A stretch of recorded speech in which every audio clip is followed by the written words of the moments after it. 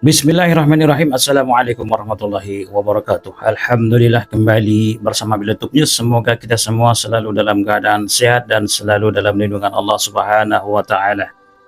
Amin ya rabbal alamin. Satu lagi seorang cerdas asal Amerika Serikat memutuskan memeluk agama Islam setelah menemukan kebenaran Islam. Saudara, Masya Allah, tidak pernah berhenti orang-orang cerdas yang pada akhirnya mereka menemukan kebenaran Islam setelah mereka meneliti, ya, bukan karena bujukan, rayuan ataupun ceramah-ceramah dari umat Islam, tapi mereka menemukan kebenaran Islam atas pencarian mereka sendiri. Saudara, tentu saja dengan izin Allah Subhanahu wa taala mereka mendapatkan hidayah Islam.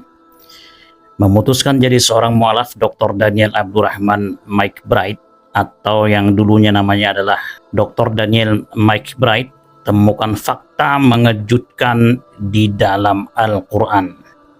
Dr. McBride adalah seorang ahli chiropraktor di Central Florida, Amerika Serikat. Beliau adalah seorang sarjana di Universitas Katolik. Dr. McBride juga mendalami ilmu neurologi yang membuatnya menemukan fakta menakjubkan di dalam Al-Quran. Masya Allah. Beliau memutuskan untuk menjadi mualaf setelah membaca Al-Quran. Berdasarkan hasil risetnya, semua hal yang ada di dalam Al-Quran sangat masuk akal. Beliau menemukan aturan dan hukum yang adil dalam Islam.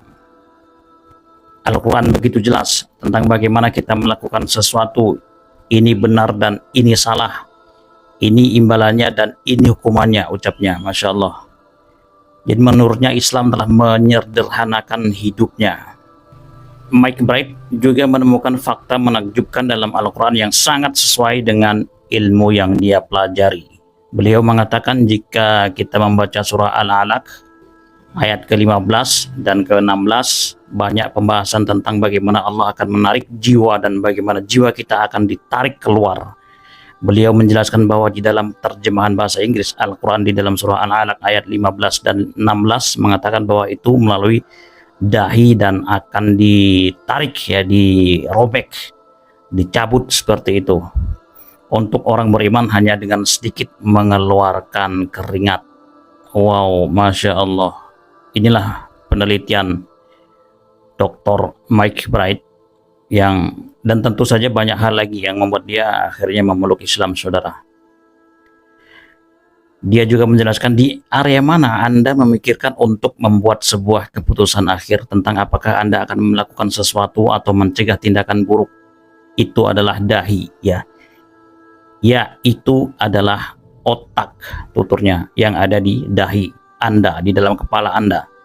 Beliau melanjutkan menjelaskan bahwa tidak mungkin kita mengetahui hal itu 1500 tahun yang lalu, sebelum ilmu sains ditemukan di abad modern.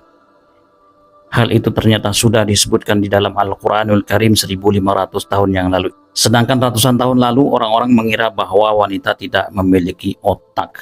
Inilah Al-Quran 1500 tahun yang lalu atau lebih menjelaskan bahwa di sini, ya, otaklah Anda dihukum terangnya. Beliau menjelaskan bahwa otak adalah inisiasi terakhir dan hal baik atau buruk yang diputuskan untuk dilakukan, ya. Tepatnya adalah insting ataupun akal yang diberikan Allah Subhanahu wa taala untuk manusia mengambil sebuah keputusan di dalam hidupnya. Inilah yang membuat dia takjub dengan isi Al-Quran, dan pada akhirnya dia pun menerima kebenaran Islam dan dia pun mengakui bahwa Al-Quran adalah benar-benar firman dari Allah Subhanahu wa taala, Tuhan pencipta alam. Tidak ada kata lain. Akhirnya dia pun bersyahadat memeluk agama Islam. Masya Allah. Kita doakan semoga Dr. McBride, atau sekarang namanya Dr. Daniel Abdurrahman McBride, selalu diberikan istiqomah di dalam iman Islam dan bisa membuka wawasan orang-orang di barat sana untuk mengenal Islam lebih dekat lagi, dan banyak lagi orang-orang yang terinspirasi dari kisah masuk Islamnya beliau ini. Masya Allah. If you read the 96th surah and you read through to 15 and 16, Allah talks about how He's going to pull or how our souls are going to be pulled out through. The English translation I have says through our forelocks, right? Through our foreheads, they're going to be ripped out. For a believer, it's just a little perspiration. With my functional neurology, what area now do you think science should support religion and your religion should support your science? If they're right. Where do you think you make that final decision whether you do something or you inhibit that bad action? That's the forehead. That's the frontal lobes. That's the forelock. That's the brain. There's no way we knew that 1,500 years ago. I mean, remember, just a few hundred years ago, people thought women didn't have a brain. They thought, the Christians didn't think women had a soul forever, right? I mean, here's the Quran 1,500 years ago or so telling us that this is where you're going to be punished from or pulled out through when you're a bad guy. And that's your final inhibition, that's your final initiation of the good or bad you decide to do. It's the forehead, it's the forelock. So it's really science, religion, it all agrees for me.